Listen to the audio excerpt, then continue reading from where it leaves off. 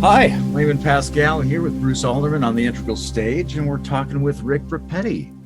I heard Rick on Vervaeke, and while I was listening to it, I just had the impulse flash through my mind to ask John to hook us up, which he did very graciously. I think part of that impulse was the sense that we might have a lot of things in common at the intersection of mystical experience, Shotokan, and the reciprocal relations of philosophy and meditation. And I also appreciated how personal and open-ended he was in all of his responses. So we're glad to have him here. And what I thought we could do to start out was just have everybody tell a few minutes of story about how they came to be interested in spiritual experience and philosophy and their relationships. So maybe you'll go first, Bruce. Sure. Well, yeah, I'm happy to be here with Rick and with you. And I had a similar reaction when I was watching the episode with John. And, philosophy of meditation, isn't that what we kind of LARP at doing, So it's actually, I have a job where I do get to teach some things like that. So I feel professional kinship as well.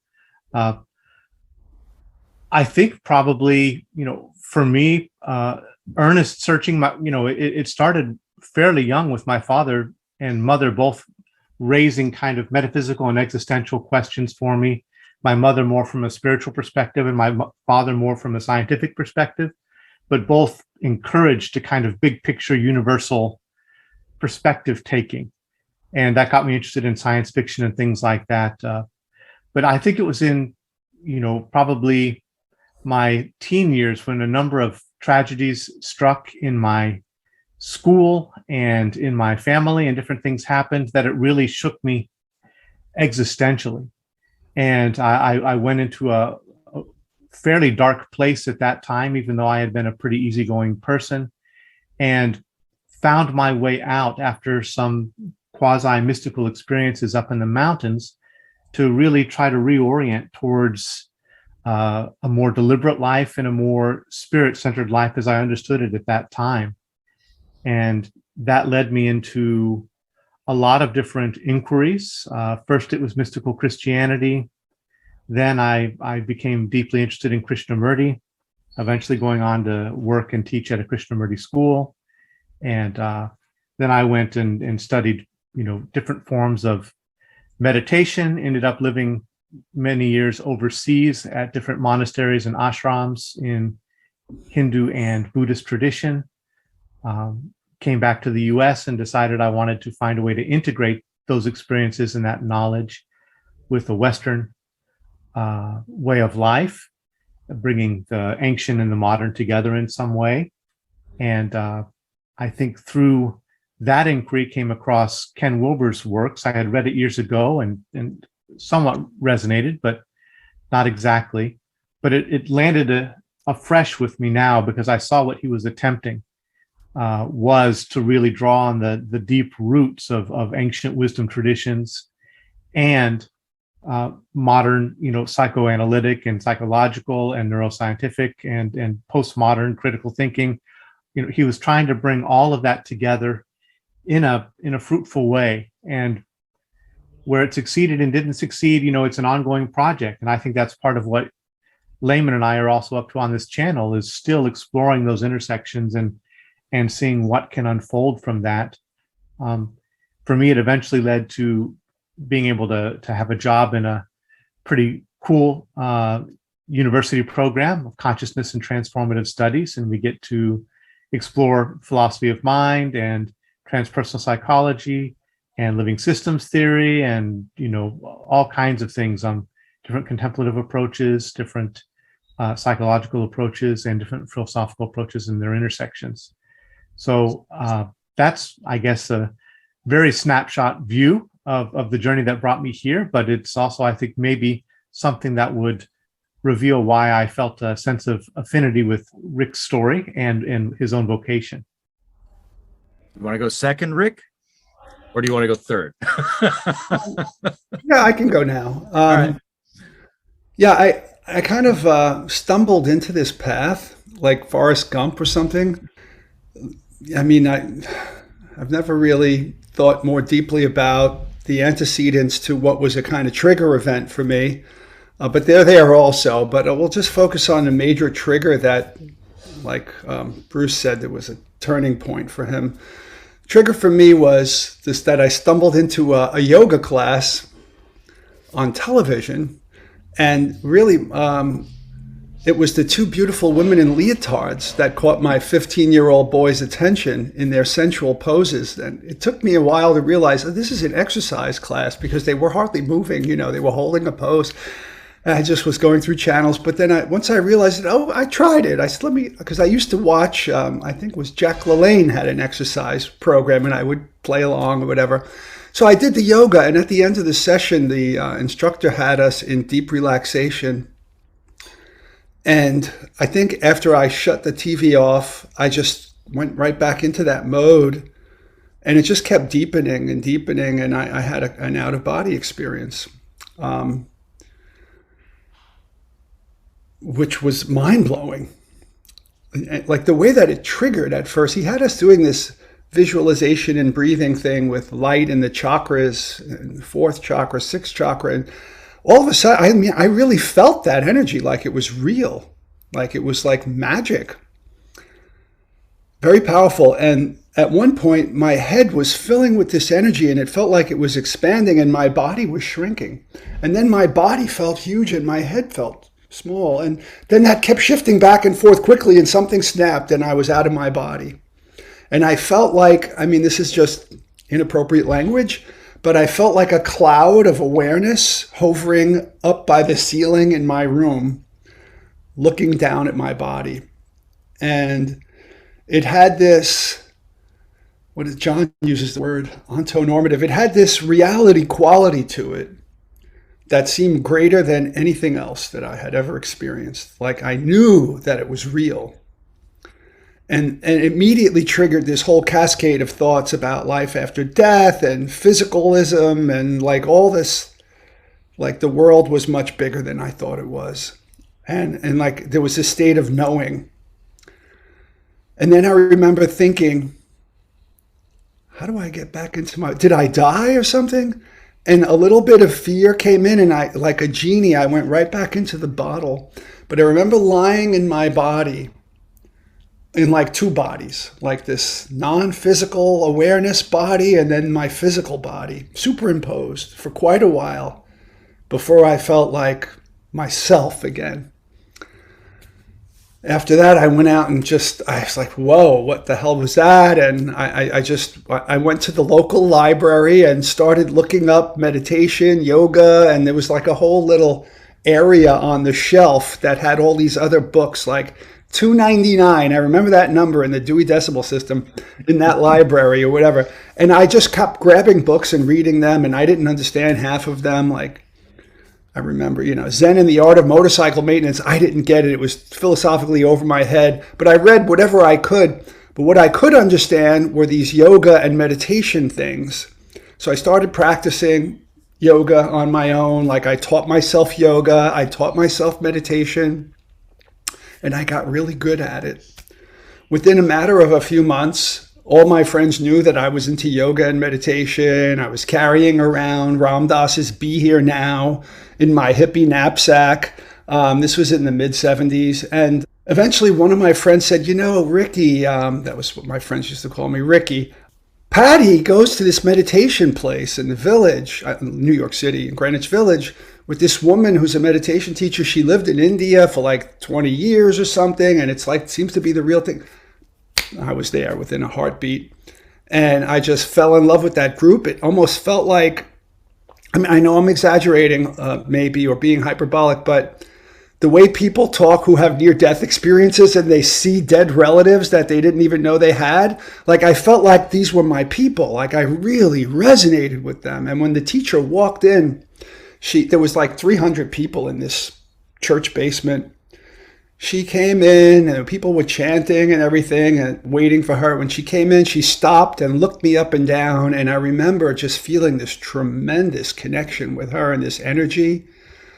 And I just I knew I was in the right place, fell in love with her and her teachings. Within a short period of time, like I drank the Kool-Aid completely, vegetarianism, brahmacharya, like everything. I stopped doing everything that I was doing, which was drinking, smoking, drugs, you name it, all that stuff. And I became this hardcore serious yogi. And it turned out that there were two other teachers connected with her that I didn't know about at first, because those were her public meetings once a week in the church. Anybody could come.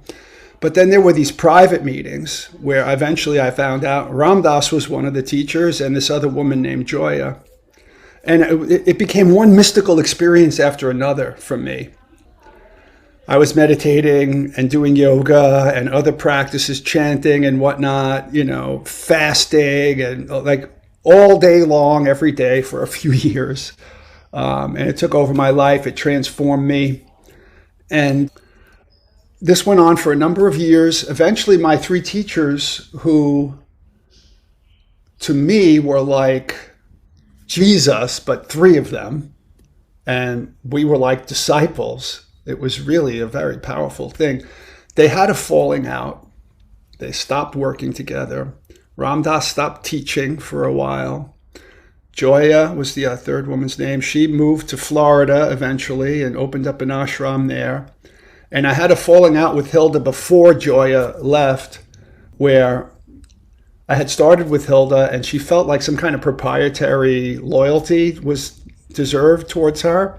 And she complained that I was still going to Ram Dass's things, because he was still giving lectures and stuff like that here and there, but not the private meetings. And I was going to Joya's meetings. And, she gave me an ultimatum. And I was like, they were like my parents with a divorce. So I'm not going to decide. But this was a huge philosophical conflict for me. Like, how do I handle this? My three beloved teachers, like three parents, not speaking to each other. Now, I had some other philosophical awakenings when I'd be reading all these different things and trying to figure out, there was a lot of contradictions in Buddhism and Hinduism and, this teaching and that teaching, and how do you make sense of it all? But that was a huge philosophical challenge for me when they split up. And Hilda told me, you can only come to the public meetings. She had private meetings too that I was going to. And I remember, she really challenged me. And she even, at one of our private meetings, she said, if you're so smart that you think, better than me, why don't you lead today's lecture and meditation and all of that in our little private meetings, about 20 people there. And I did. And I gave a speech. I remember about one of Hilda's teachings was, if you have a bogus guru, she had this story about somebody, she called him Bogey Yogi. If your motivations are pure, you'll transcend even a bogus teacher. Don't worry about it. Just trust the path and all this stuff. And I replicated her teachings and whatnot. And I said, I'm not saying that Hilda's a bogus teacher or anything, but I have to follow my own spiritual compass, even if it goes again, So there was these moments of where philosophy was kind of, natural to me. But after they split up and I stopped going to Hilda's even public meetings after a while, I just felt like I wasn't welcome there. Without that spiritual community, something changed.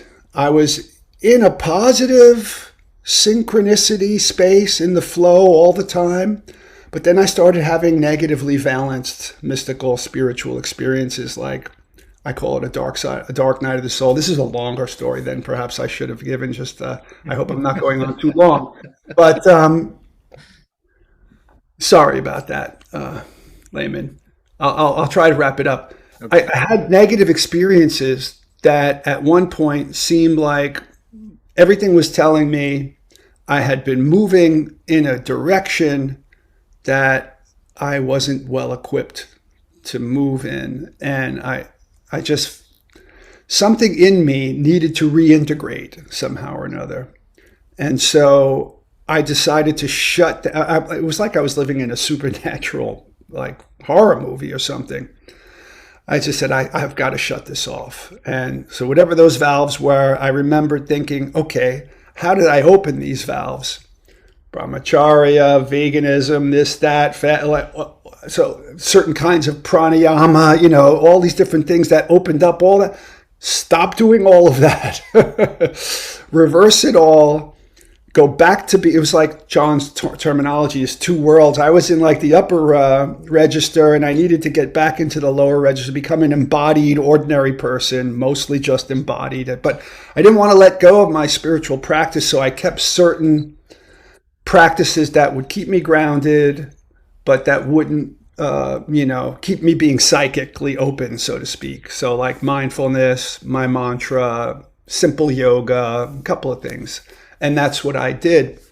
Now, one of my mystical experiences, however, in the experience, I told John this, it felt like, and I had never read Plato yet, it felt like I was in a world of pure ideas, like this Indra's net kind of thing. These are all terminology I learned afterwards, years later. I never read anything about that at the time, but I felt like I was in a realm of mind and ideas, and they were all interconnected, and any one of them that I attended to would open up and show its interconnections with everything else, and it was intelligible, and I felt omniscient. And I remember thinking it was transconceptual, like even though I understood it all, it was not what I could say in words. And I remember leaving that experience with literally as if a God had spoken to me and said, you need to study philosophy so that you can understand and convey these things. And I remember thinking, I don't want to study philosophy. And I remember I said, okay, so I went to Brooklyn College, which was the nearest college, and I went into the bookstore and looked at the philosophy books to see, is this something? And I remember opening up a couple of them thinking, this is dry intellectual nonsense. I'm not interested in this. But eventually I wound up in college and I wound up majoring in philosophy, just trying to make sense of it all. I'll say one more thing. I had precognitive experiences that were so rich that, and I knew the standard explanation was they're just coincidences. It's like if you hit the lottery, you think you're special, it's just probabilities. But I remember thinking, no, this is so wildly improbable. And other people had the same experiences that I had, that it's just too many. It's like hitting the lottery 1,000 times in a row. And so did someone else with the same numbers as you, this kind of thing. So I remember thinking, like, what is time? How could the future, if everything's open and we're all doing contingent things and we have free will, how could that knowledge of something so contingent a year from now have been in my mind now? So I remember thinking, well, the out-of-body experience, the world is not the way it seems. Time is not the way it seems. I don't know what's going on. I do need to study philosophy. So I eventually wound up doing that. And but then the irony is, I found almost nothing in academic philosophy that answered any of my questions. All the way to the Ph.D. The things that I was interested in anyway, my professors thought, nobody's interested in that. Don't admit that in public. One of my professors told me at the Graduate Center, you have an unhealthy interest in the truth. All right, so that's how I wound up in philosophy. And then after I got my dissertation, I was fortunate enough, like Bruce mentioned, to get a good job. I got a job at a community college teaching philosophy. Normally, if you get a job at a senior college or something, you get hired as the philosophy person who teaches X. And you're kind of pigeonholed into that. You have to publish in that or whatever. You might not get promoted or whatever, or even tenure.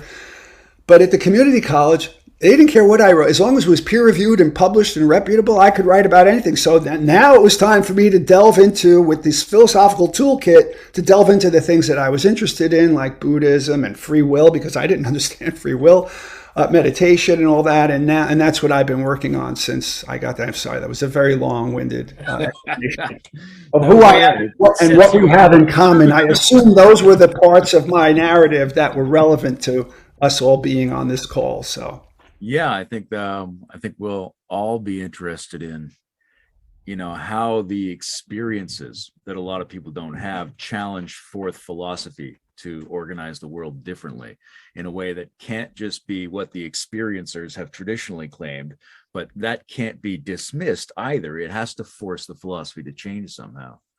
Another thing I liked in your story is the God telling you to go to philosophy reminded me of the famous story of Descartes was told by an angel to pursue the conquest of the world through number and reason. Well, okay, we'll come back to a couple of things. I had a grandmother who died early and left me a lot of books on esoteric and occult theory and practice. So I started reading those as early as I could. I got a book on yoga and meditation from an ex-British Special Forces guy in the Bahamas when I was in grade 3, and started doing asana, mantra, and pranayama really early on based on my reading of this book, which had great pictures. I was in a very well-informed, open-minded household who didn't mind if I explored crazy things as long as I did it while thinking clearly about them. So I was constantly having strange experiences, constantly experimenting on my consciousness and reading anything that smacked of trans-rational philosophy or science and trying to figure out how I could make sense of all that.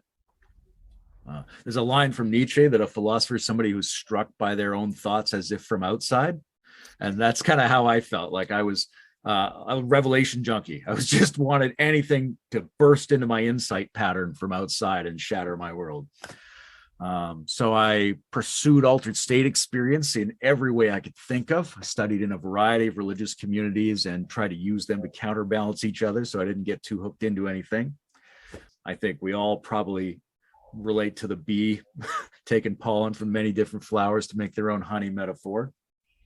Started teaching yoga and meditation, but it seemed like all of that demanded a form of thinking that was adequate to it, that was adequate to my experiences, particularly to my best experiences, as well as to everything I was reading in philosophy and everything I was reading in science. And that was my minimum expectation of what my mandala of the universe should consist of. And at some point, I guess I'd had enough experiences that I calmed down a little bit on that front and began to crave dialogue and community around these things. And it started to seem to me that what Dharma should mean is the dialogos part of it. Like I was thinking of spiritual teachings as being like the fruiting mushroom body. But what's really going on is this vast underground unseen mycelial web of all of these people in these conversations that are constantly bringing forth Dharma in adaptive evolutionary niches. And then one time I was going through a period in my life where it seemed like everything was just being stripped away of all its meaning. I called it the erasure until I basically had nothing. And then I had an extended peak experience after which I felt like I had all this extra room in my mind. And the only thing I wanted to put in that room was anybody grappling with how to get past postmodernism, which meant taking it seriously, but also challenging it forth to be something else. So I was reading Heidegger and Nietzsche and Ken Wilber and Roy Bhaskar and anybody I thought had something to say about that. Around that time, I get involved in these communities and find myself allied with Bruce and the Foundation for Integral Religion and Spirituality, trying to, in my mind, trying to define religion and spirituality in ways that are applicable to multiple historical contexts and descriptions and developmental stages, and also to philosophically undergird all of that with like a functional, integrative, pluralistic non-dualism that I called the metaphysics of adjacency. And now it's now. So some things I picked out in what you were saying, Rick, that maybe we could use as prompts for ongoing discussion.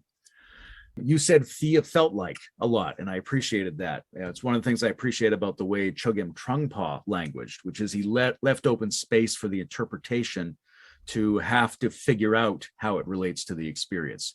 He would say, seems like. And I just always felt like if I say I saw the face of God, that conversation is shut down. If I say it seemed like I saw the face of God, well, then we can still talk about it, even though I'm not detracting anything from my experience. I also thought about the naturalness of these states, like this idea that you can encounter what Plato or Indra's net metaphors might have been applying to without having heard about those things, suggests that these are very natural phenomenological domains that people go through and come up with similar descriptions about. There's also something interesting to me about the sociological dimension, because I think there's, in your story, Rick, there's the like socio-political relationships between the different spiritual teachers. But also when I heard you talking to John, there was a lot of discussion about the kind of ideological maneuvering of people in the academy as well, sort of marginalizing or dismissing certain things, encouraging you to go or not go into certain areas of study. I think we all might be interested in the social dimension of some of this, but I've been talking for a few minutes. What do you have to say, Bruce? Before Bruce, I wanted to add one thing before I forget. You said you like this seems like thing. Yeah. Just gave a talk right before this one to students at Hindu College in Delhi University on Zoom. I was invited and asked to talk on philosophical writing. And so knowing that they would know this doctrine, Anekantavada, the non-one-sidedness view, and the corollary doctrine of Syadvada. Syad means something like possibly, maybe, relatively speaking, or something like that. And so I just advised them that when they were writing, to differentiate between things that they were absolutely certain of, making esoteric claims of it is necessarily the case that P, as opposed to it seems like P, or it's conceivable that P, or, from where I stand, it seems plausible to think that P.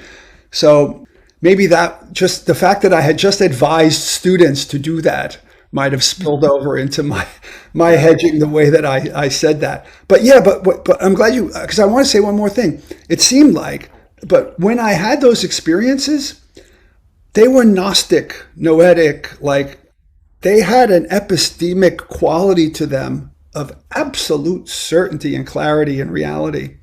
It's only after studying philosophy and realizing that there were questions about the status of these things that I've learned to kind of frame them within this more epistemically humble or humility or something.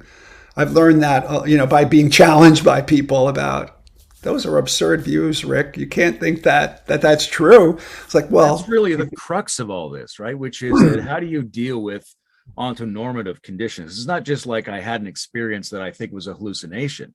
I had an experience whose degree of salience exceeds the thing I normally mean by real.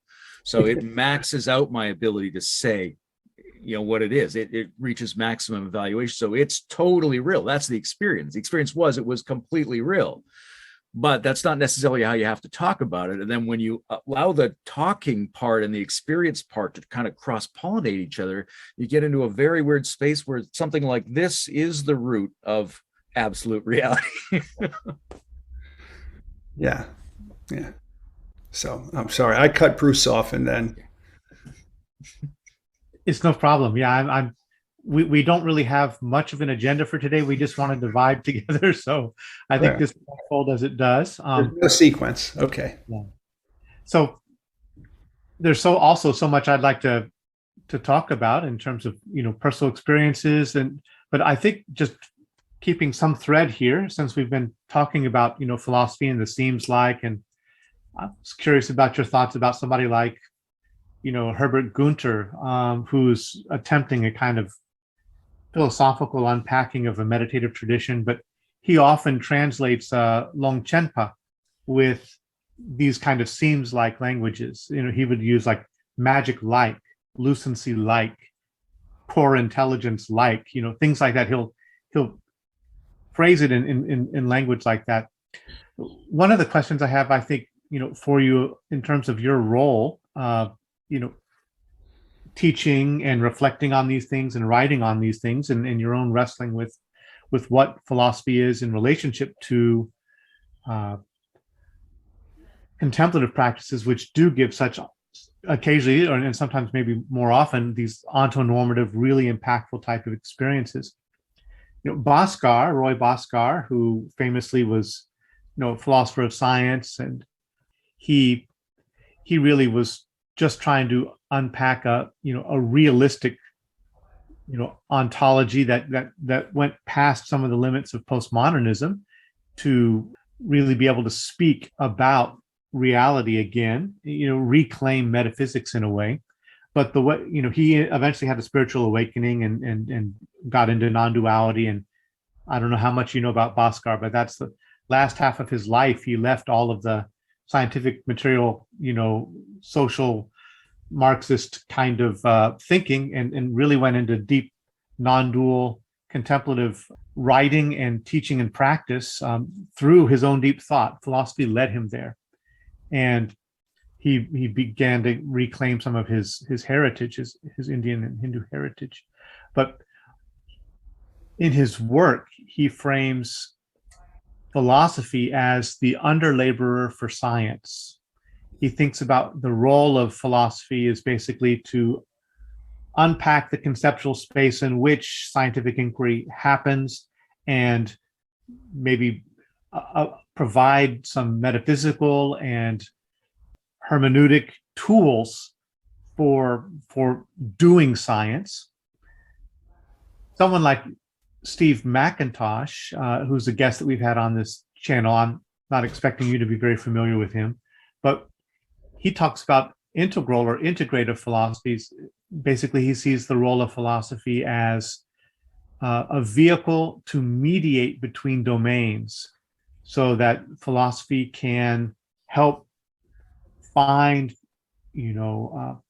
ontological undercurrents that can bring together different discourse communities, science and religion and other domains, and find ways for them to interface. And philosophy can help mediate between those domains, and possibly even unleash or provide the conditions for the alchemical conditions for something greater to emerge between them. So that's the way he frames philosophy.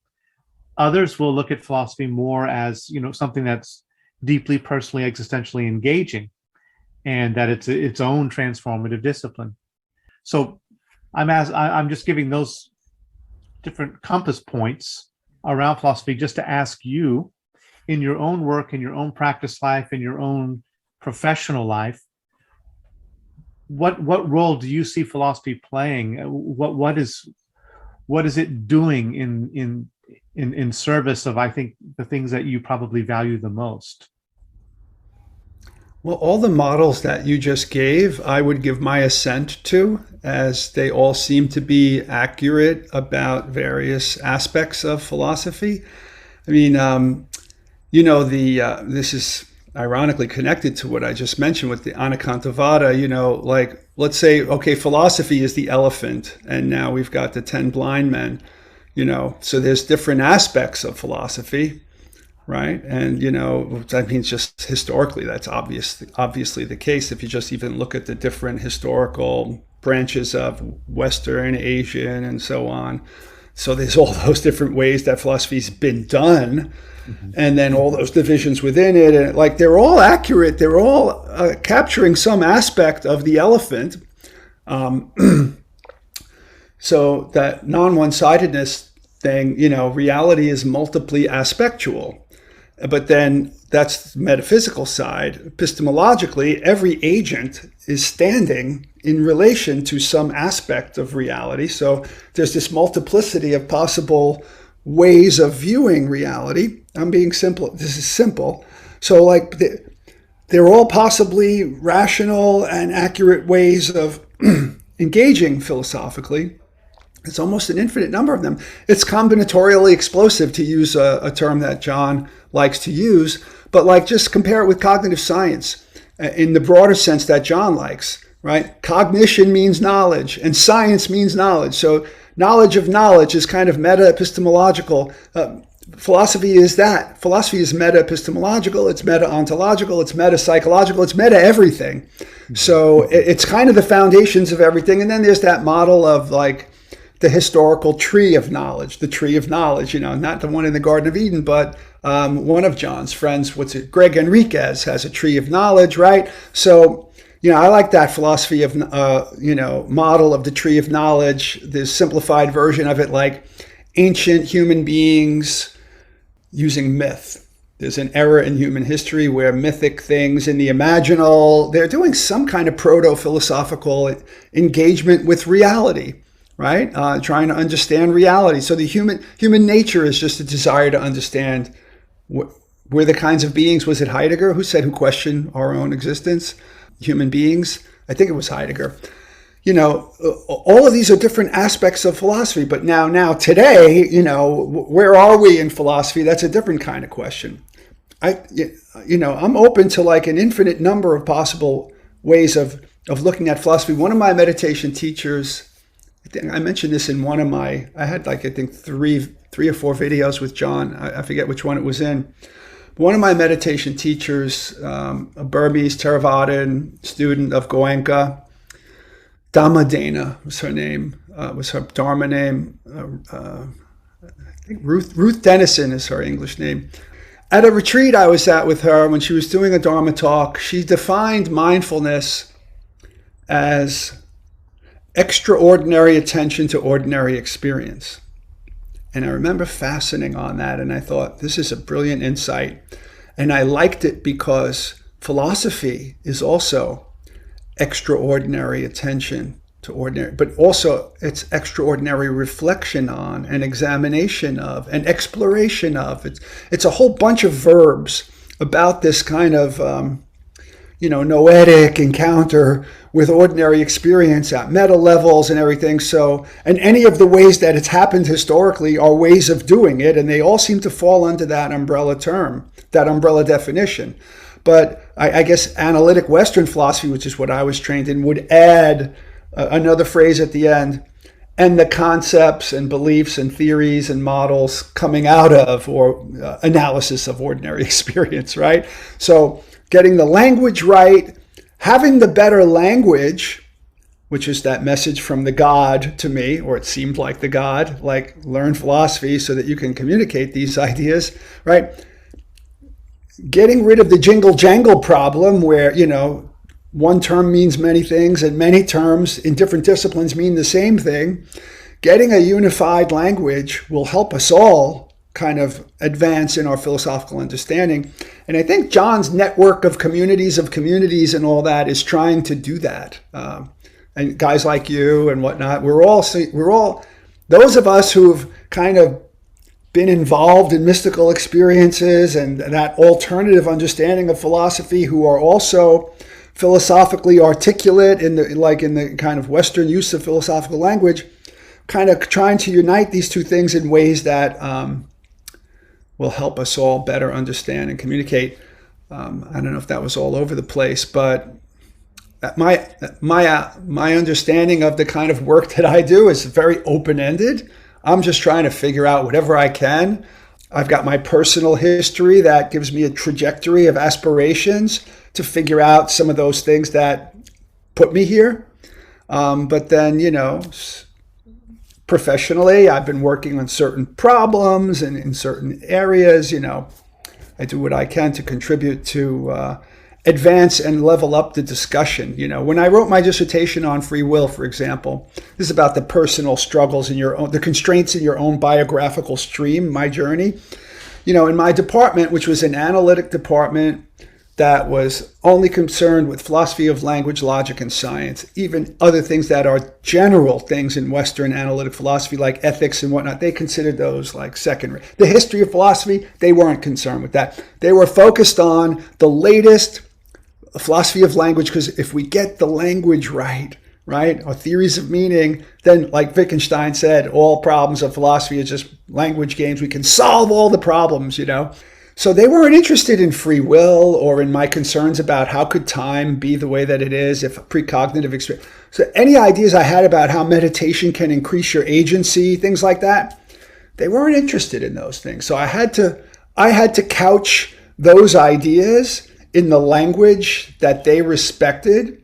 So I had to talk about metacognitive attention training based skills and how that might increase autonomous self-regulative, this kind, I had to do all of that just to get my dissertation done. And they knew, they considered me one of the best students in the program. And my advisor was he was almost like my mentor, Jerry Katz. That was his grad assistant throughout grad school. And I got a free ride because that was how they paid for my education. When I told him I wanted to write my dissertation on free will, he was like, metaphysics? You're so promising. It's like Owen Flanagan once made a remark on a panel that I was on at a Buddhist ethics conference at Columbia University with a bunch of other people. And he said, the whole conference was a kind of assessment of his book, Bodhisattva's Brain, right after it came out. And he said something about all these brilliant philosophers working on free will in Buddhism. He said, that's kind of like the world-class physicists trying to solve cold fusion. It's a complete waste of time, in my opinion, right? So, that was the attitude about my interests from my network of supporters and everything. And So I'm still feeling my way around in the dark. What did Wittgenstein say? The nature of a philosophical problem is I don't know my way about.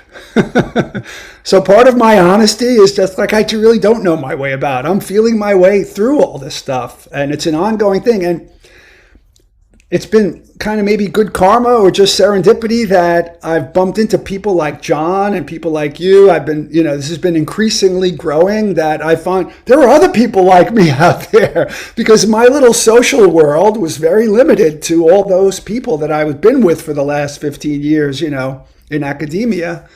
But I'm happy to learn about and when I was into the mystical stuff, almost anything I ever read was from like Dharma teachers. People like Chogyam Trungpa, Pema Chodron, or the Vipassana people like Joseph Goldstein and things like, or some weird Zen books that I didn't quite understand, like Zen Mind, Beginner's Mind. It wasn't really the same as I couldn't connect it with Western philosophy, so I didn't even know that there was a really rich tradition of analytic, what would be recognized as really high level analytic philosophy in Indian and Asian philosophy.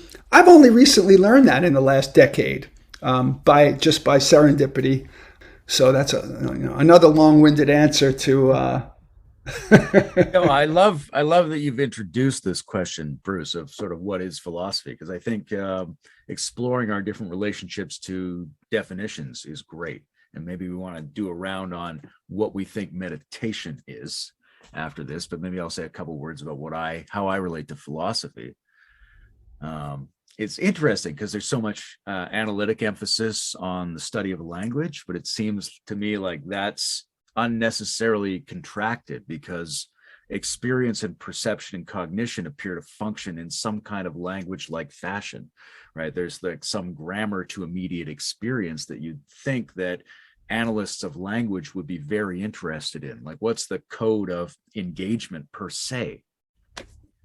I sort of guess I think about, other than the general love of wisdom and the attempt by certain kinds of people to skew or pervert the knowledge of knowledge in the direction of wisdom skills at different epochs in history, which I think philosophers are up to, I think of it in a couple different ways. Normally, I think of it as a difference worker, which is kind of like a play off a sex worker, where the philosophers are trying to find out if one of our concepts is actually multiple concepts, or if multiple concepts are actually one concept. Jingle jangle problem. Yeah, the jingle jangle problem. And it's also a little bit like the Wittgenstein problem. Like, are we using some ideas that aren't ideas? Oh, okay, so then we're going to have bad code. However, I think that is a little bit beside the point for the great philosophers of history, whom I assume were doing their own internal practice for the most part, that other people then referred to as philosophy. Like, I think of a particular kind of self-refining investigation that involves what I would call the mind limit, or like cognitive boundaries, right? If you're doing the Descartes move, or if you're doing this, like, what can I not doubt, or what has to be there, or Socrates, what are the essences of things? You're trying to find points where the mind can't move, where it doesn't have any options. It runs up against its own edge. And therefore, you've got some interesting feedback process that changes you, makes you feel more powerful, more clarified, more coherently organized. So I think there's a pre-social addiction almost, right? These people want to have an effect on themselves, and they're using experience and they're using thought to attain that effect. And it does cause them to have a lot of mind strength over time. So I think we've lost track of the fact that for most of the great philosophers in history, it was deeply part of their personal practice in self-transformation, and only secondarily a set of socially negotiated propositions about what reality is like. Yeah.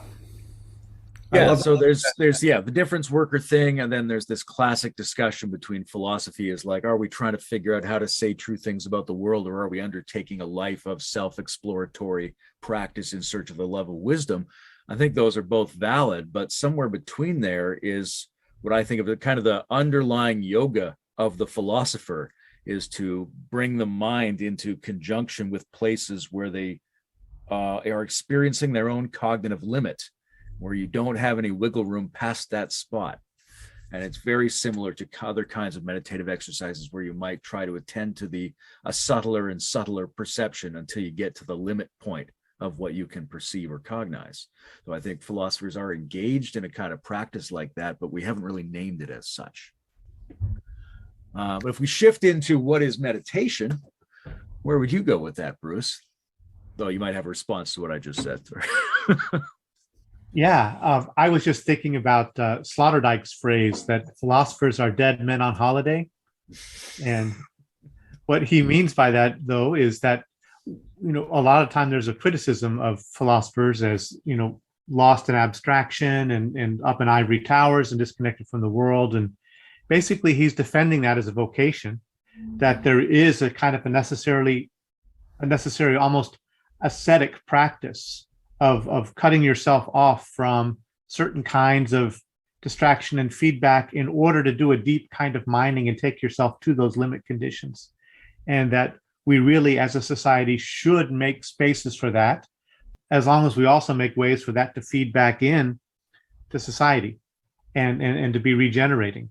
But, so he's kind of resisting the idea, but also playing with the idea of philosophers as detached, and he's turning it into a kind of yoga. He's an old student of Osho and has a appreciation of that side of experience and inquiry as well. For meditation, that's something I think for you and I, Layman, especially, has been an ongoing kind of inquiry, looking at the interface of, because like Ken Wilber's integral thought, which was a rallying or meeting point for both of us, that's how we met each other, was really an attempt to bring contemplative disciplines into dialogue with different Western traditions. And mostly it's the Eastern that he's focused on, but then some Western. I think looking at this from the point of view of an integrative post-metaphysical orientation, which is not anti-metaphysical, but it really tries to ground our understanding of what meditation is about, what's happening, as much as we can in contemporary, empirical, philosophical, scientific, psychological knowledge. I don't think I could give a single definition of meditation. I remember past discussions on our forum with a member there, a Sanskrit scholar named Kela Muni. That was his on-screen name, but he gave a lot of evidence that the doctrines came first, and then the practices were just to basically help you conform to the doctrine. And they gave you certain kinds of experiences that helped you conform to the doctrine. And I think that there are historical examples of that. He gave some pretty robust evidence for that. But is that the limit of what's going on? No, I don't think so at all. I think there's something about meditation that it's almost, to maybe draw from a, less well-received approach, but, from Castaneda's approach, which I was just joking about with Rick earlier, with Don Juan, one of the things that Don Juan often got Carlos to do was to practice what he called not doing, to notice the habitual way that we organize ourselves and that our perception unfolds and that we interpret and that we position ourselves in relationship to reality, and to do something that steps outside of that stream and that puts what we're doing into relief so that we can better perceive it. And it also frees us somewhat, and it opens up new possibilities. So I think a lot of contemplative and meditative activity involves that kind of stepping outside the habitual in order to open up some space around it and allow something else to unfold. So I think that's one component. Another is this kind of deeply integrative component where we try to enter into dialogue with multiple dimensions of ourselves and bring them into closer alignment. And there's something about touching into the, you could say the, the base level of our experience, I think whether we accept the metaphysical explanations of what happens to us in deep meditative states, are we perceiving reality as it is, or are we constructing something? I think in a way, to me, it doesn't really matter. I have somewhat of a pragmatic approach to it, in that what matters is the effect of it. And to me, the effect of it is, if you deeply engage with certain meditative practices, they will reorganize our perceptual and our conceptual systems, our body sense, our self-world organization.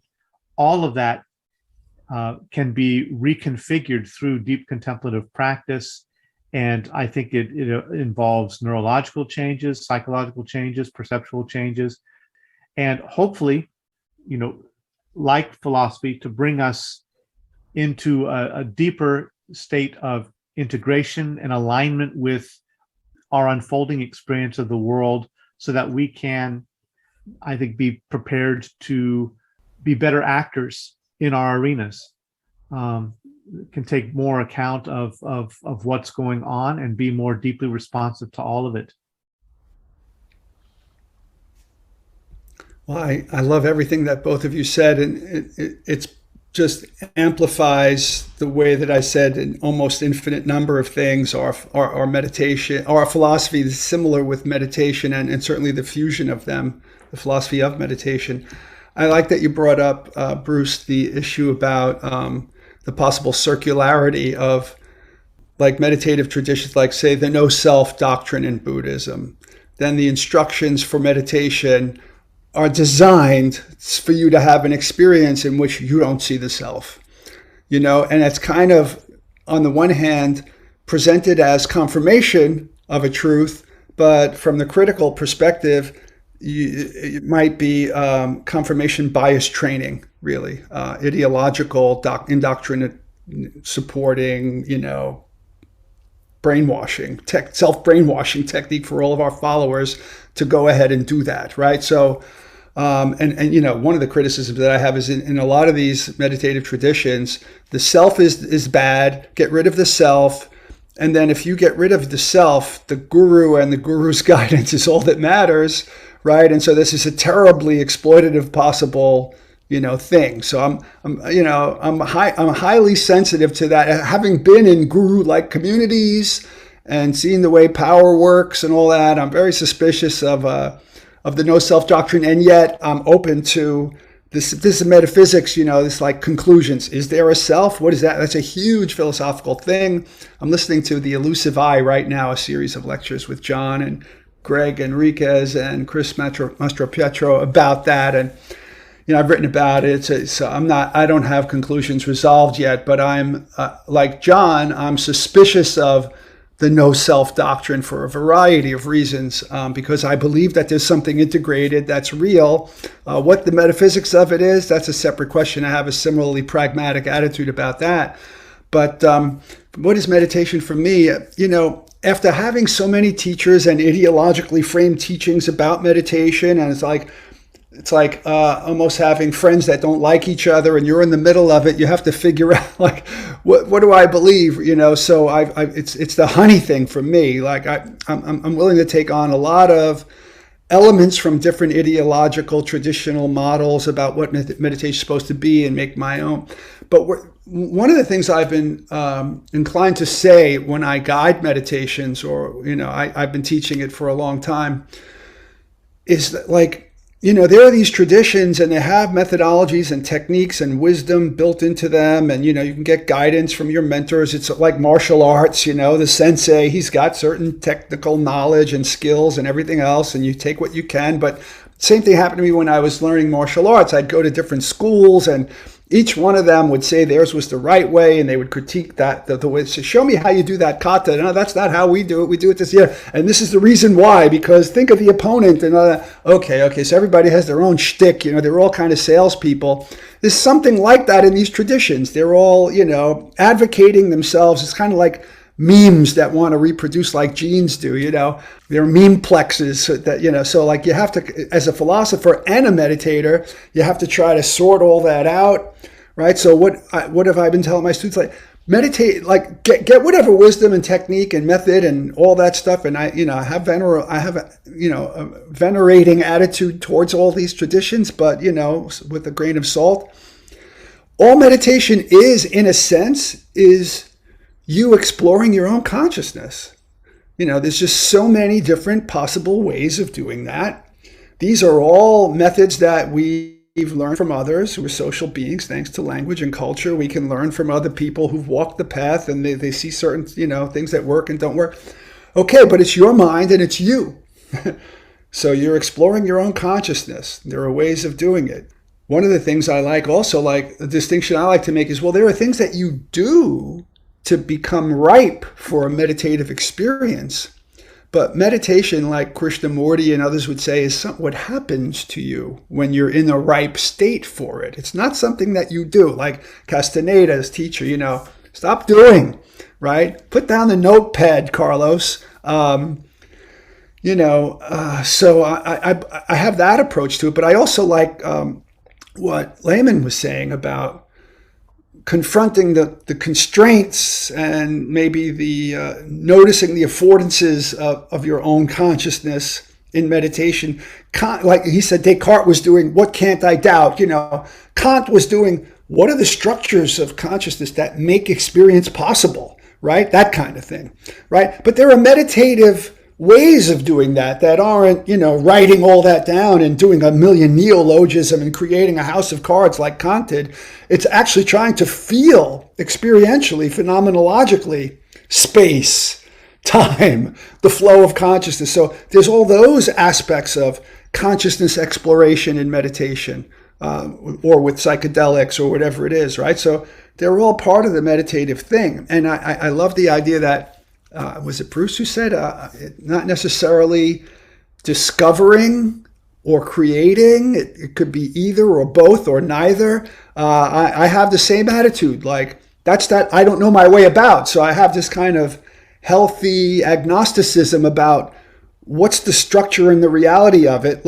We don't know in advance. So we have to be open-minded about, am I discovering? Am I creating? If I'm creating, does that mean that it's not good or it's not real? It's imaginary, or imaginal doesn't necessarily mean imaginary, all these different kinds of things. I agree with that. And then there's also, I've in my own experience, and a lot of my writings, I've talked about ways in which, like, you're going meta a lot in philosophy and in meditation. So, John talks about this opacity to transparency, frame shifting thing. So normally we see and experience the world through our intentions and beliefs and desires and emotions, and we're engaged in it. You smell something and it triggers your hunger, and then you're eating something a minute later, So all of our cognitive first order stuff normally has us engaged, almost stimulus response, like other animals, in a first order relationship with the world, the agent arena thing. But meditation and philosophy both get you to kind of frame shift and see how all of that works. So you can do that analytically with thoughts and analysis and language and everything, but you can do it with mindfulness and, all that kind of stuff. And they're two, isomorphic or homologous ways, although they're different, they both have the same causal functional potentiality of allowing you to break frame and have insights and then also grow as a kind of agent. And the thing that I said I've done in my work is we're doing self-sculpting. So we are changing the kind of being that we are. If we're normally only operating on that first order level of engagement with the environment, we're online with the causal stream at a certain lower level, right? When we break frame, there are other levels that we can be online with, right? And then once you start operating on those other levels, you're integrating them with your identity, and it's a kind of vertical thing. But at each level, if you're engaging with the world from that level, you're doing some kind of horizontal thing. And so there's this, kind of thing that goes on, and it's kind of recursive, and you're changing who you are over the course of time. Like to Harry Frankfurt, I'm not sure if you're familiar with his model about free will, but he says that we have our first order volitions. He focuses on volitions. And then second order ones, which is we want or don't want to have those first order desires that engage us in certain ways with the world. So we approve of these, we disapprove of those. Well, right intention in the first or second stage of the Eightfold Path is very similar. These are dharmic intentions, and these are adharmic ones. Right? We approve the dharmic ones, we disapprove the adharmic ones, we act on the dharmic ones, we kind of starve the adharmic ones, and then we become the kind of being who has those kinds of dharmically approved volitions, right? And we identify with these and we disidentify with those, and we're sculpting ourself in the process because we're volitional cognitive beings. Now we've developed this kind of structure of who we are, right? But when you step back in meditation, as opposed to just philosophical analysis, you see and feel all of that. And you have more, I think, what Dennett would call elbow room. You have more options. So you literally are sculpting yourself in ways that whether or not that's all deterministic, that's a metaphysical question that for me is beside the point. I don't think it really matters. And then the last thing I'll say is that practitioners who fuse meditation and philosophy are more inclined and naturally disposed to living a contemplative path in life as opposed to just being, not the sex game thing, but differentiators, professional differentiators. I have philosophy friends who are they're like logicians, and they debate and argue and they write, and then there's very narrowly defined what they do, and they do that at work and when they're working even at home, but they're not living life as philosophers, most likely. Some of them maybe, but in general, philosophers, just like psychologists don't practice a psychological way of life, most of them. Maybe some of them do, and they don't inculcate that in their clients, right? They just deal with the client and whatever, unless they're doing theoretical work or research. But when you fuse both, it's a way of life. It's part of who you are, and self-development. It's transformative in ways that just doing analytic philosophy is not. It could be for individuals like Descartes or Kant, those luminaries. Yeah. Well, yes to all of that. I have a similar interest in the way that communities historically who have useful inner practice techniques are become like homogenous salesmen for that one technique. Right? It seems to me like, it reminds me of like if you go to like a gold rush town, and they were built around one thing, right? And they're like home of the world's biggest gold nugget or something like that. And I always want to tell you how great it is, and it's a real offering, but it's not the only way to do it.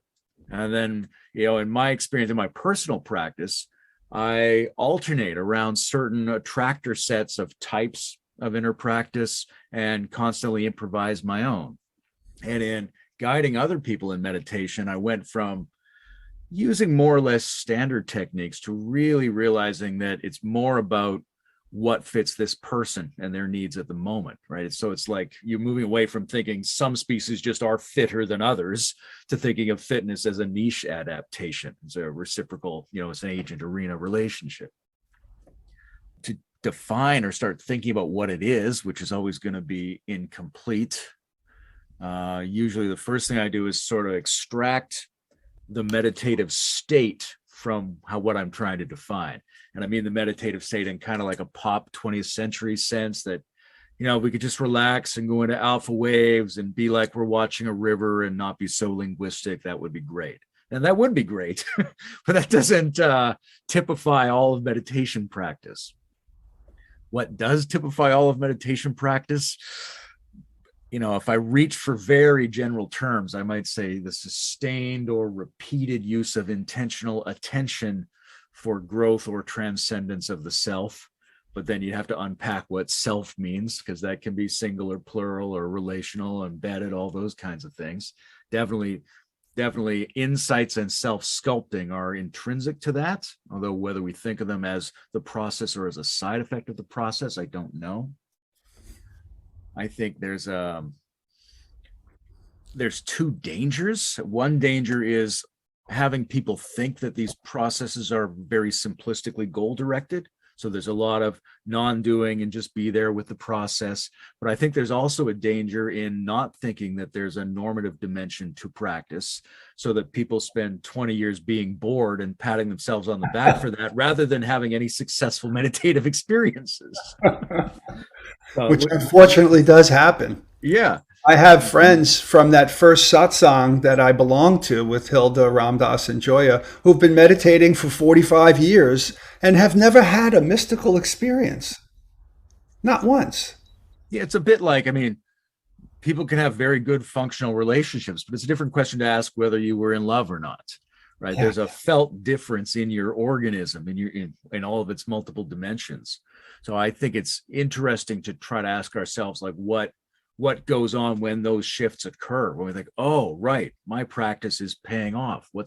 You were talking about integrating vertical levels, and I would generalize that a little bit and think, just the more different kinds of domains, and in particular systems within ourselves that we can harmonize, the more likely we are to get synergistic effects that will stand out to us as exceeding our normal cognitive and perceptual limitations.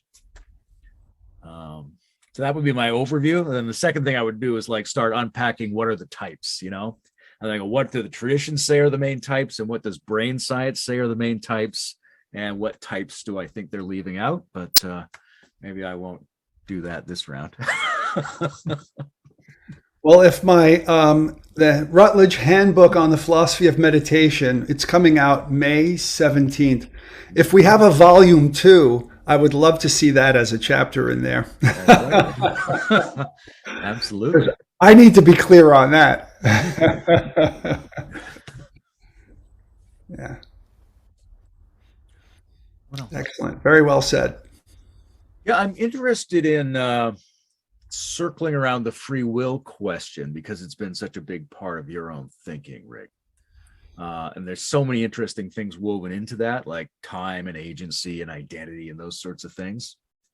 And I guess I would love to be convinced that this is a more important topic than I've thought that it is, because I usually sort of assume that free will and its opposite can't be fundamentally disentangled. They're variable and co-defining, and science makes determinism and unpredictability very compatible with each other. And that obviously we can have a freer will by various practices, and we don't need to know whether it's ultimately free or ultimately not free. So all of that affords me the opportunity to be very nonchalant about this topic. But what am I not getting, or what makes this such an interesting area of exploration for you? Yeah, this reminds me of one of my grad school professors, Stephen Ross, I believe is his name. Yeah. He didn't care about the mind-body problem. He said something like, look, obviously we have mental states and we have bodily states, and that's good enough for me. I could care less. I don't see it as a problem. They're predicates that are true of us, however you want to parse it. I'll let somebody else worry. He was into ethics, So that's the kind of position you're taking, and I get that. Look, my original interest in free will, I mentioned it earlier, was not what philosophers normally talk about, although maybe theologians do. So there's this theological problem of free will, where if there's an omniscient being who's impeccably right and perhaps also omnipotent, then nothing in the universe ever occurs inconsistent with that being's will or with its knowledge that it would occur. right? So this is called something like theological precognitivism, right? An omniscient being doesn't have to be God. It could be the designer of this simulated world that we're in, right? Who wrote the code and knows everything, right? So an omniscient being, if by omniscience you mean something more than the Buddha's omniscience, which I remember, the Buddha's omniscience is anything he puts his attention to, he could know. He doesn't collect it all at the same time. But omniscient being in the more traditional theological sense knows every possible state of the universe, is outside of time, knows them all, timelessly true. So timelessly true statements like tomorrow's sea battle for Aristotle, right? There's some fact of the matter. There either is or is not a sea battle tomorrow, Aristotle says, right? So if truths are logically, in some sense, timeless, right, and there's a being outside of time, then pulling God in, then they see all timeless truths timelessly, and they can't be wrong about it if they're omniscient, right? So if it's true that at time t you chose to take a sip of your espresso or whatever it was, that's eternally true. It's almost like a DVD where you pause it at a certain time and you see, okay, it's not moving. That's that moment, right? And if you rewind the tape an infinite number of times and replay it at that moment, that's what's there, right? So there's no wiggle room about it. It couldn't have been otherwise. That's the logical fatalist attitude about free will.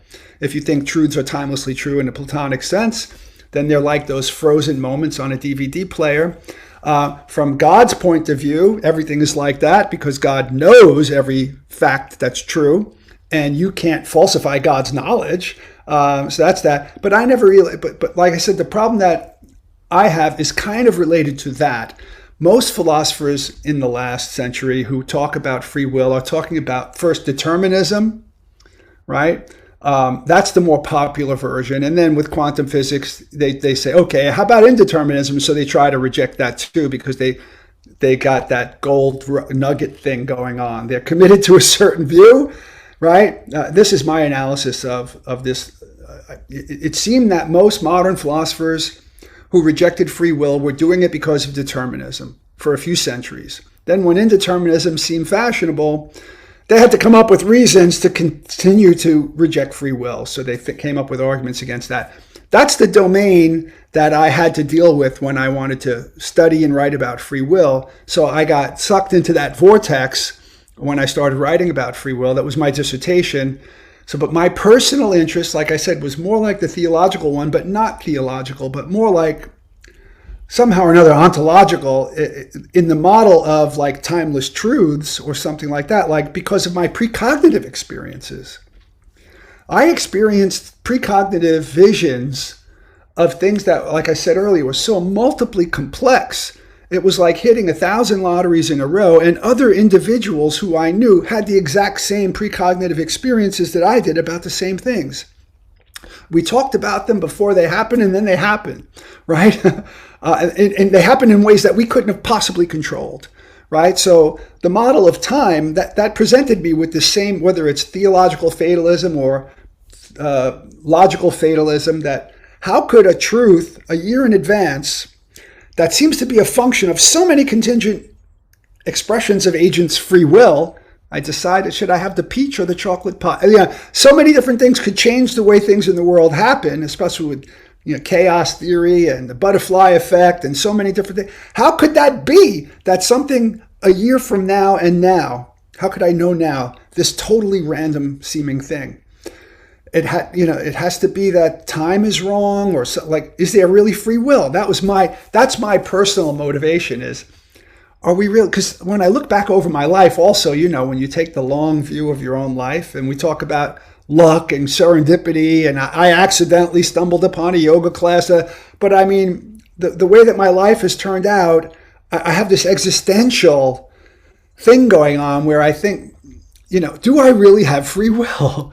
What's going on? So my interest is from more like a spiritual and existential, and my mystical experiences that motivate me to be interested in the problem. But then to write about it, I had to address all those main arguments, right? So, and I believe just instinctively, even though that's happened to me, that like, how did I know that? I still believe that I have free will. I almost feel like I experience it phenomenologically. I experience agency and it seems real to me. Regardless of the metaphysics of the self, I believe that agency is real. There's some kind of causal functional locus of my relationship with the arena, in the agent arena relationship, where the controls are somehow or another integrated in me to a certain extent. Right? The causation is running through me and through my deliberative processes and my volition and all of that in ways that when I hear the anti-free will arguments, they don't resonate with me. So I try to, fight in my writings against the arguments that I think these arguments are supposed to say that there's no free will. So I've been just kind of finding flaws in the reasoning in those arguments. My motivations are kind of outside, lower than or higher than what's normally going on in those domains. But that's where I'm coming from. So it's kind of like if some cognitive scientist or philosopher says meditation, all right, Nozick, Robert Nozick, in his book Philosophical Explanations, he gave this kind of criticism of meditation. I don't know if you're familiar with it. He said he was interested in it and then he dismissed it. He said, consider a stereo system that's on, the amplifiers, the speakers, the turntable is moving, old-fashioned stylus with vinyl, but the stylus is not on the vinyl, right? So it's a soundless stereo system which is on, it's humming, but there's no music playing. Maybe meditation is just like the cognitive analog of that. It's just the damping down and minimal humming of the cognitive apparatus. So it's not an ohm, it's just a hum, right? He didn't use that phrase. I use that phrase when I present his argument, right? So if you believe that there's something more to meditation, and your meditative experiences drive you to believe that, you're going to try to critique that argument, right? And so that's what's going on with my writing about free will. I mean, I'd be happy to rehearse some of the arguments against free will and my responses to them, but I'm not sure if that's what you were asking me to do. So it seemed like you were asking me more, why do you care about this, Rick? So yeah, exactly. I appreciate that. And now, what about you, Bruce? How do you stand in front of the free will question? It's also not one I've cracked philosophically.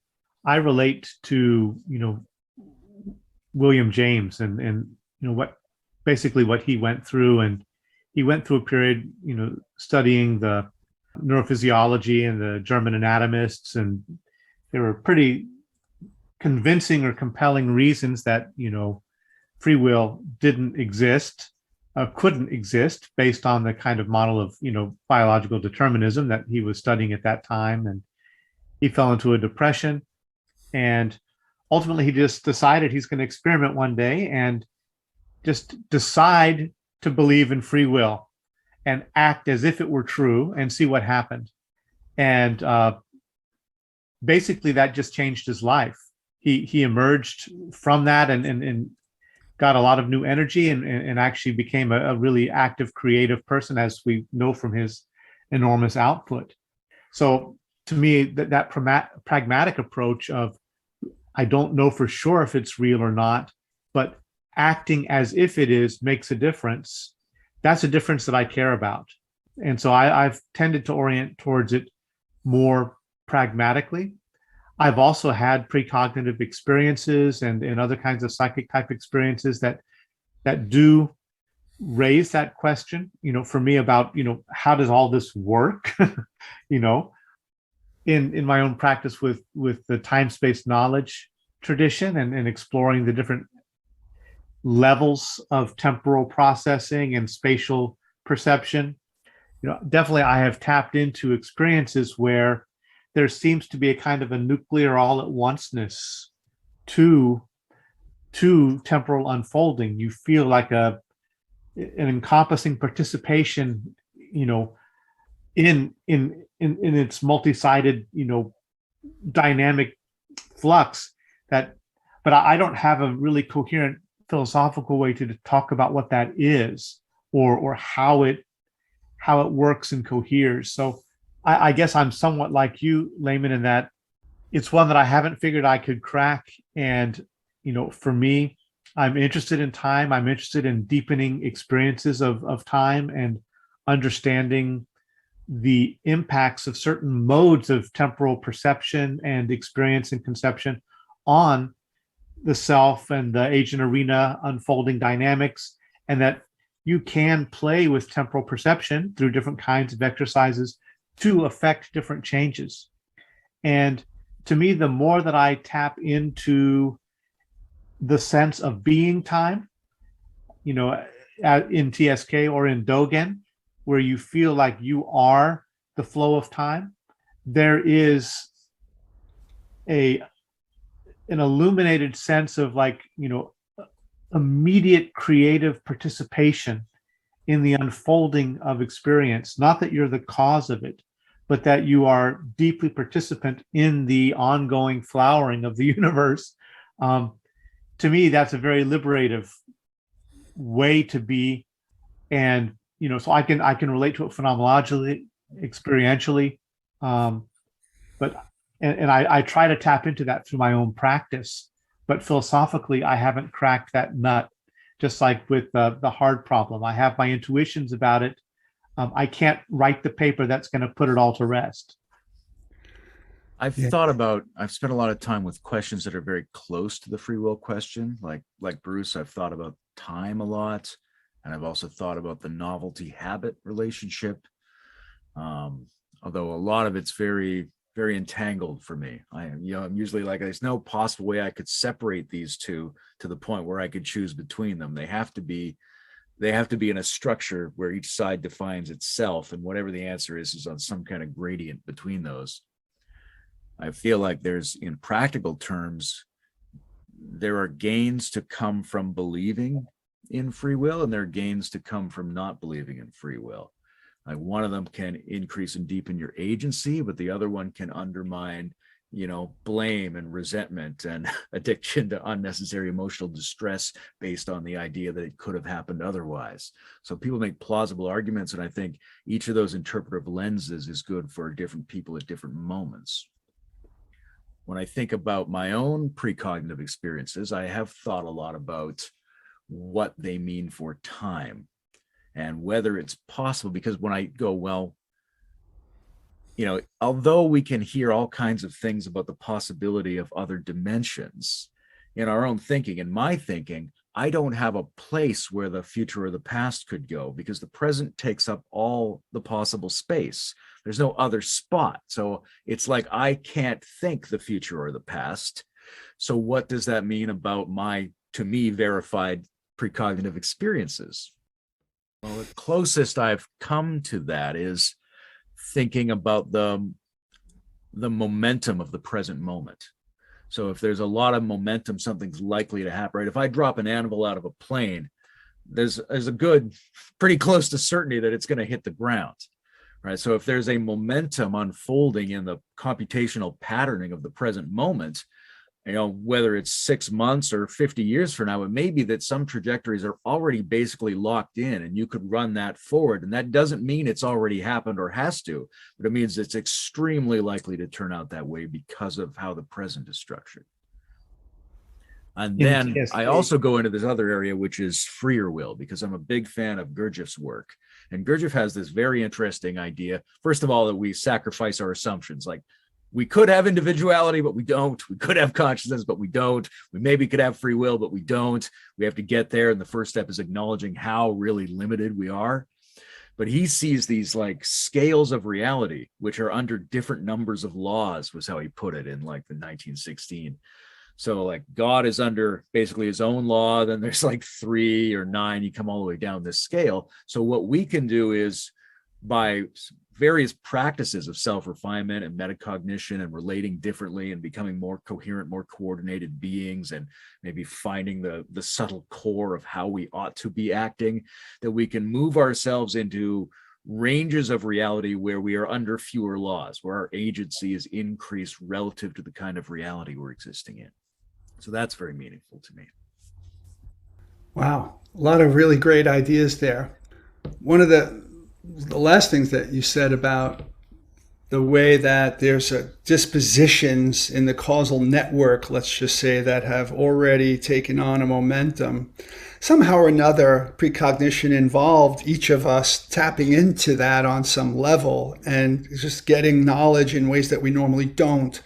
What could explain that? Great mystery. Well, I don't think any of us will be writing the paper that explains that anytime soon, but it's certainly something worth thinking about. But I've often thought the same thing, that maybe there's some kind of way in which, like pigeons walk and they go like this, but the world, they're not experiencing the world coming at them and moving. There's some kind of thing in their brain structure that gives them a smooth experience of moving through their arena, right? Maybe temporally, there's some kind of horizon of time that's elastic that we're in, that's kind of like a conveyor belt, that we're doing things that push the future forward, but then it reverberates backward, and somehow or another our brain somewhere in there is connected when we have a precognitive experience, that we're tapping into this mechanism, whatever it is, whether it's a year from now or, who knows, if everything is interconnected. This is this Parmenidean being, right? It depends on what your model of there's no past, there's no future, right? So if it's all there and we're in if there's like that omniscience experience that I had, if in the same way that every particle in the universe is in gravitational contact with every other particle in the universe, every bit of information in the universe is connected with every other bit of information. So somehow or another, it's all accessible on if you're in these other modes, and being in an altered states, no matter how you get there. What did William James say about it? We're separated from the greater reality by the filmiest of films. Break it open just a little, and this whole other world of information comes through. Right? That's one of the things about time and precognition. I agree with that. I've entertained a whole bunch of possible models about alternate dimensions that are all, so that we got the 3 dimensions. The square can't understand the cube can't understand a greater dimensional version of itself and all that. But when we break frame, right, and we enter altered states, whatever other stuff that we could tap into, we're tapping into it. Obviously, something like that is happening when we're having precognitive experiences. And meditation and psychedelics are frame breakers. So it's no accident that these things have happened to people like us. As far as free will goes, flow state, studies have shown that people who are in the flow state are better agents, and they're not making conscious, deliberative, premeditated kind of planning, and they don't have programs running that say do this if that happens.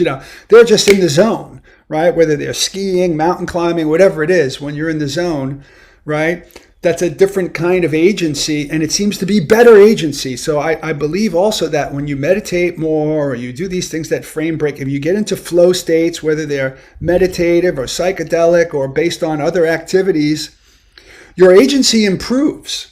And so I also go with the William James thing about the pragmatics. There's freer will, right? And there's free won't also. Like you can, even if you're in the flow and then some unexpected thing happens, some kid runs out in front of your bicycle, you have to jump out of the flow so you don't run him over or something like that, right? When you're in the flow state, you don't lose your volitional abilities. They kind of grow. And they become spontaneous. So I've always believed that there's something about these practices that not only increase our agency, they give us more free will, but at the same time, there's an absence of that self sense in them. So there's a kind of inverse relationship. The better you get at these sorts of things, your agency improves, but your like folk conception of the self kind of dissipates. You're more of this kind of expanded, connected, non-dualistic engagement in your world. So one more thing about this. One of the quotes that I like, that I played with a lot in my last book on Buddhism and meditation and free will. That was the title. What was the subtitle? A Theory of Mental Freedom. The Buddha makes a quote. And, Buddhism says there's no self, right? But the Buddha makes a quote. I can give the site, but I don't remember it offhand. I can think any thought I want to think. I cannot think any thought I don't want to think. I can have any resolve I want to have. I can not have any resolve I don't want to have. This, even though he doesn't say it, that applies to emotions, volitions, all sorts of things, even perceptions. I can close my eyes and not see. I can look at something or not. So it applies to anything that falls on my interpretation under our volitional, voluntary range of control. Those are the kinds of things that we talk about when we talk about pragmatic free will, this pragmatic sense of our abilities. What can I do, right? But the more of that ability that you get following this kind of path, the less you have a concrete sense of yourself as a self. But your agency increases, right? So I think there's a direct relationship between this kind of ability to step outside of the first order stuff going on and to be able to control it. So doing these practices increases your practical agency, but the more you do it, if you're following a kind of path, a spiritual path, the less you're building up your ego and the folk sense of the self. So there's a kind of weirdly inverse relationship, which is why I named it for enlightened beings. I don't know if that's a real thing, but if there ever are, it's a kind of agentless agency, maybe. And I made the subtitle of my first book, Agentless Agency with a question mark, because, I'm not sure. I'm just not sure. And I don't think I'll ever write the paper that gives the definitive resolution to any of these philosophical problems. Yeah. There's a kind of experience of time where it seems like everything is in the same spot. There's like a collapsing of any sense of distance or spatialization of time. And then the past is kind of like the interpenetration of events. And the future is like the allowingness of momentum or the allowingness of creative unfolding. But it's not an elsewhere. Neither are elsewhere, right? They all seem to be a lava lamp, right here. I've thought about that in terms of informationally, the flow of information and you were talking about different precognitive experiences, and sometimes there are multiple people who seem to tap in at roughly the same time to certain complexes of ideas. And how does that happen? Is it just, explainable in kind of the local models of the spread of information in the background, and the unconscious picks it up in multiple places, or something else going on?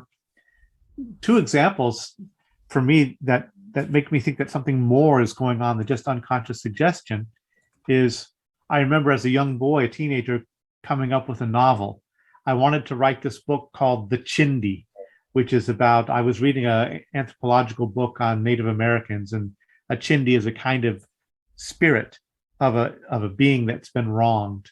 And so I decided to write this thing about this bundle that was buried in the desert, and some people were digging in the desert, and they for a pool, and they uncover it, and they unleash this whole thing going on in a town, of the awakening of this Chindi.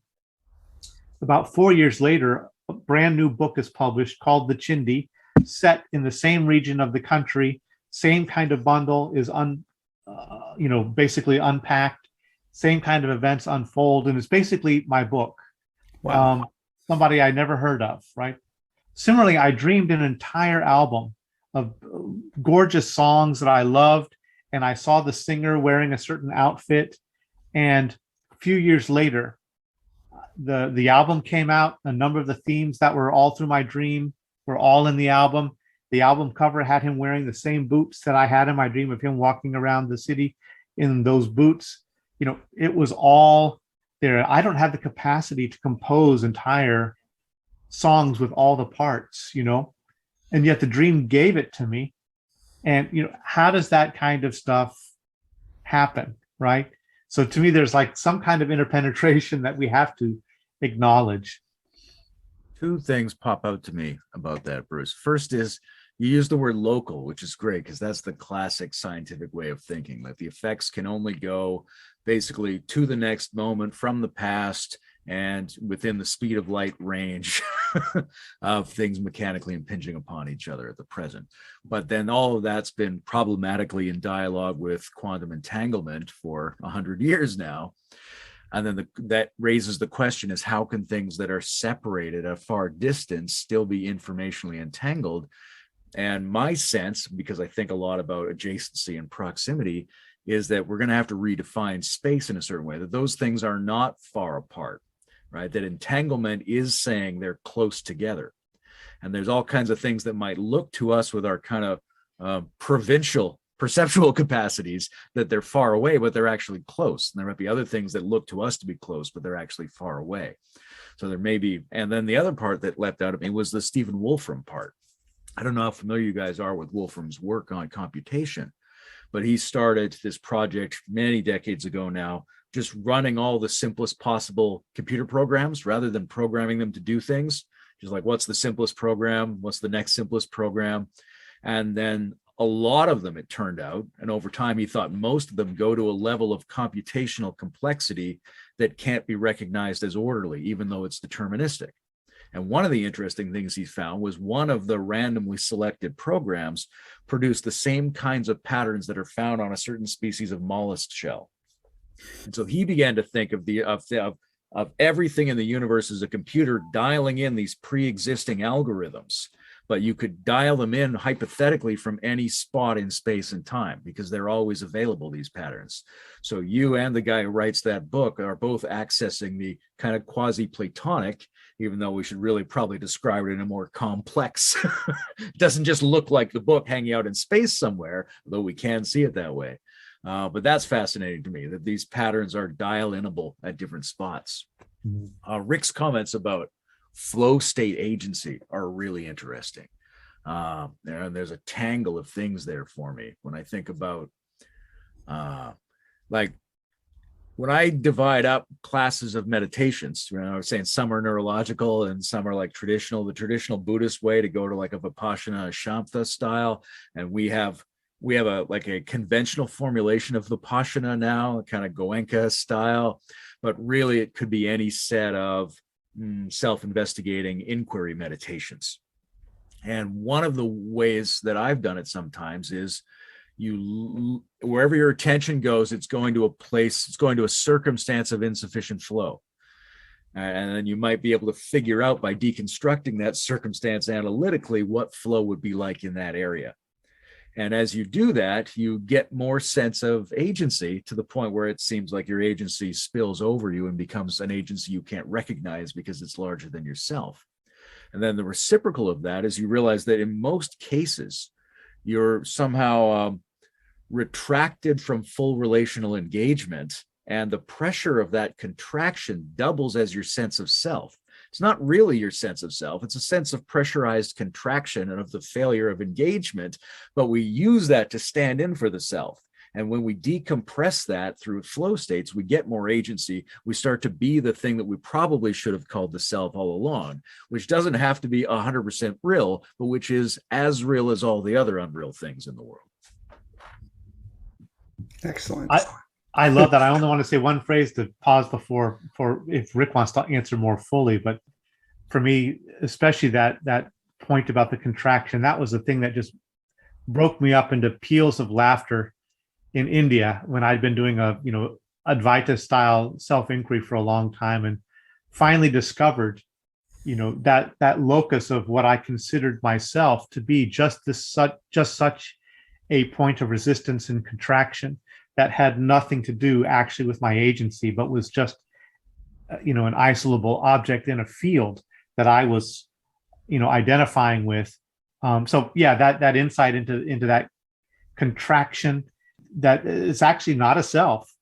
Anyway, I really related to that. And for me, it was a point of just like hilarity when it finally really became clear. Castaneda often said that at certain points. Don Juan laughed uproariously. He used that word, uproariously. I wonder if that laughter was uproarious. Yeah, when you have some of these insights, laughter is often appropriate.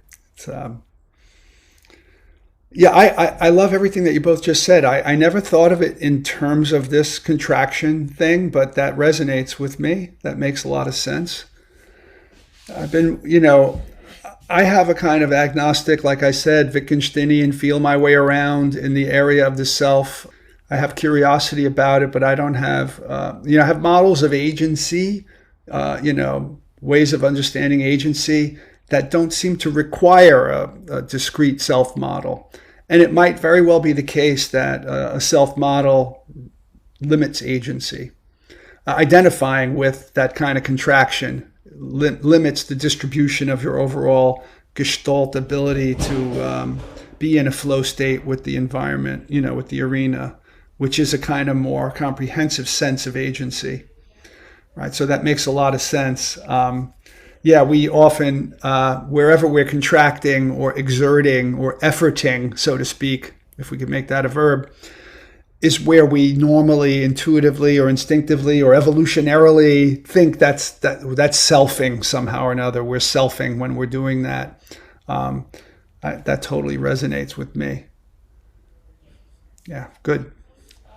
Very good. Another aspect to it that just came up for me, which is, this is where I think a lot of people maybe get tangled up is, I think a lot of people use that sense of contraction to try to force intentional behavior, right? And separating those more smoothly is important, because I think, the role of discipline is important in all the spiritual traditions. And that usually, if you generalize discipline, you're setting yourself a task and trying to sustain it over time, which is not necessarily what the animals do, so to speak, right? That's classic spiritual distinction between humans and animals that we want to undo in some important ways now.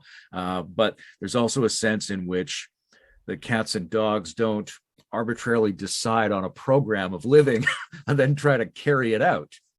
And that's frequently been used to build up a sense of agency, to extend intentionality over time. So I think that's important, because we do need structure, and we do need growth, and we do need educational processes that ask us to take on things that extend our agency to larger rungs. And getting that right with this sense of a more decontracted flow agency is a very interesting thing to consider, because I think a lot of people, when they hear about will, for example, they immediately imagine it's some kind of contracted muscular effort. Anyway. One pointedness, stage 7 or 8 or whatever. I always forget the order of those last two things on the Eightfold Path. But most people in the Western tradition, when they encounter that technique, they think of will. I have to will my mind to stay on that one spot, and I'm developing my muscle of will. And William James, I wonder if he wrote the article "The Will to Believe" based on that experience that you mentioned, Bruce. I didn't know about his biography leading up to that, but I see that story about his biography all over that article, "The Will to Believe." That's not the same sense of will, right? So the will is anything volitional or voluntary is something that includes the will, right? So having an intention, it could be a diffuse intention to remain mindful during your practice, right? And that could be the plan for your discipline for 10 years. I really need to cultivate this ability. So when I sit, even if I just arbitrarily pick a focal point for one pointedness technique, I can do it where I'm kind of, contracting and forcing, or I could just do it where I try to soft gaze on this thing, and then remember when I notice that my focus has slipped out, and then kind of I have the intention to bring it back. And so there's so many different ways in which we can relate to our own will that it's for meditation teachers and students, it's important to disambiguate them all. But I early in my first years of practice, I had this will attitude about one-pointedness. But then there's ways in which, you can, similar to my some of my karate training. Shotokan is a kind of hard or yang style thing, so it involves will, and you tense your stomach and you ki-ai at the moment that you hit the board and all that. You're cultivating that. That's a thing that you can cultivate, but there are more subtle and more gestalt like levels of intention. So that's all I would say about that. And like mapping them all out, that would be an interesting project.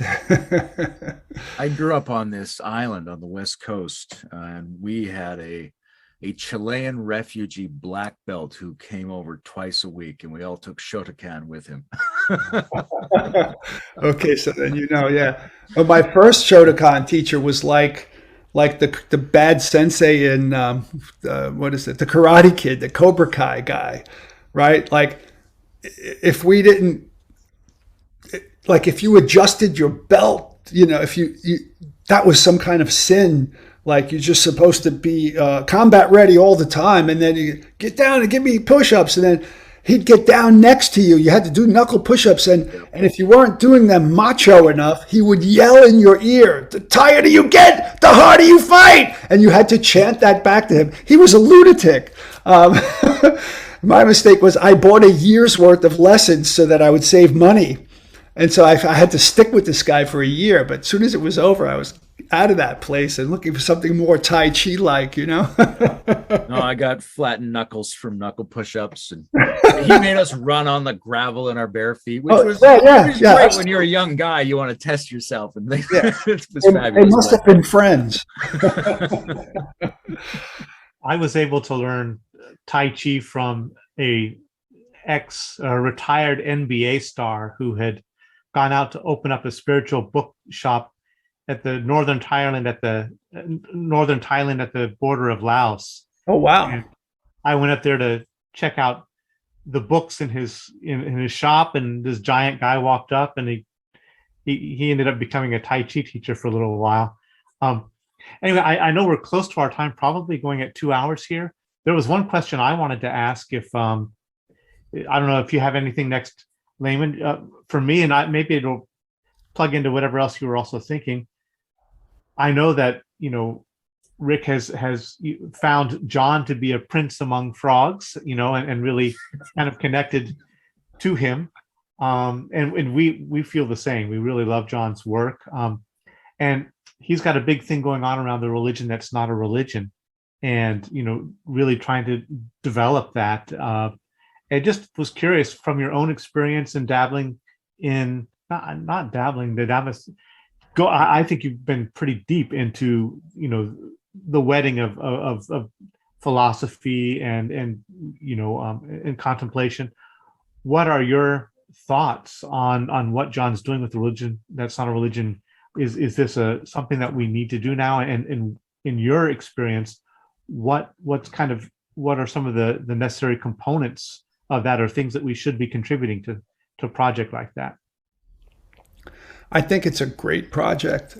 I had thought for all my years of teaching philosophy students that they are all struggling with meaning, that there's a meaning crisis in society, but I really feel it closely when I have philosophy students in front of me, that they don't seem to have a philosophy of life. They don't have a path. They don't, I've been on a path my whole life. So there's meaning, even though there's uncertainty. I don't have answers, but the questions alone are meaningful. And, so I've always felt that there was a meaning crisis. And when I watched that series, Awakening from the Meaning Crisis, I was like, oh my God. In fact, I was almost done with the book that's about to come out.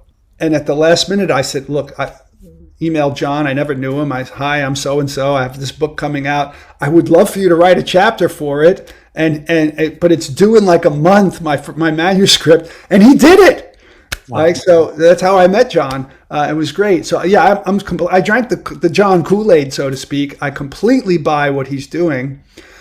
He's got a fellow, Nathan Vanderpool, I believe is his name, who's organizing the effort to actually network all these communities of practitioners who have ecologies of practice, not just the practitioners, but also the theorists, so it's like people like us who have both are invited. And we had a meeting recently trying to actually organize how we're going to proceed and what we need and all that. So I'm a part of the project already. He's pulled me right in. And so I think it's an excellent thing. And I'm not sure what's most important. I think at this stage, just getting everybody together, talking about how to proceed is a smart thing to do.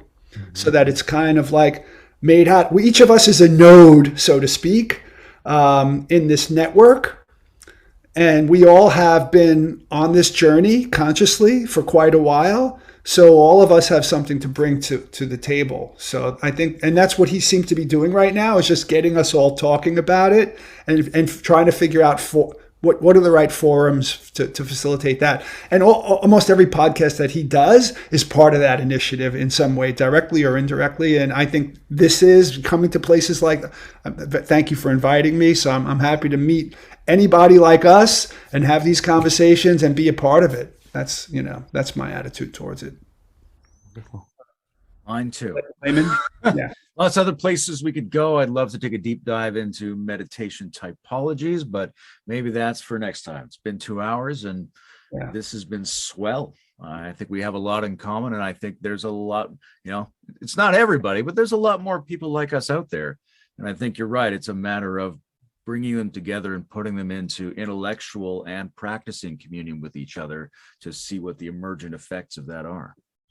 Oh yeah, let me quickly add, I hope we have another minute. John invited me to do this Circling Dialogos weekend retreat with Guy Sengstock a few weeks ago. We did it. It was awesome, just doing that kind of work for 6 hours a day, 2 days in a row. Yeah, I absolutely love it. We all need to get together and do things like that together and get that Dialogos thing happening. Yeah. Yeah, amen to that. Amen. You've got control over the recording button, Bruce. So I'll leave that to you.